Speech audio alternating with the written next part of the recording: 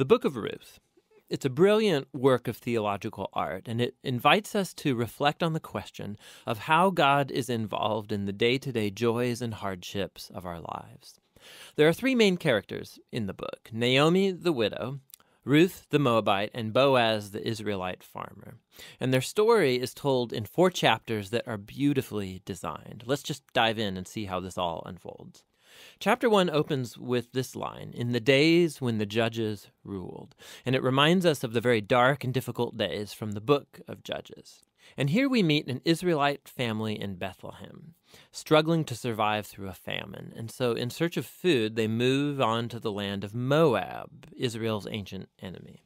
And there the father of the family dies, and the sons marry 2 Moabite women, Ruth and Orpah. And then the sons, they die too. And so they leave only Naomi and these new daughters-in-law. And so Naomi, she has no reason to stay anymore. And so she tells her new daughters-in-law that she's moving back home. And Naomi, she knows that the life of an unmarried foreign widow in Israel is going to be very hard. And so she compels the women to stay behind. Orpah agrees, but Ruth does not. She shows remarkable loyalty to Naomi, and she says, "Wherever you go, I'm going to go. Your people will become my people, and your God will become my God." And so the two of them return to Israel together. And the chapter concludes with Naomi changing her name to Mara, which means bitter in Hebrew, and she laments her tragic fate.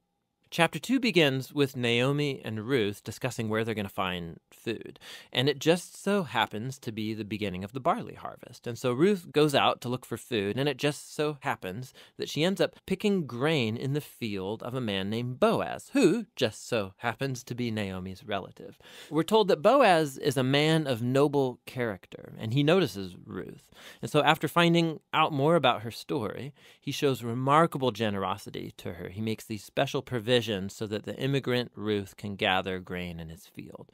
And in doing so, Boaz is actually obeying an explicit command of the Torah to show generosity to the immigrant and the poor. Boaz is so impressed by Ruth's loyalty to Naomi. He prays for her that God will reward her for her boldness.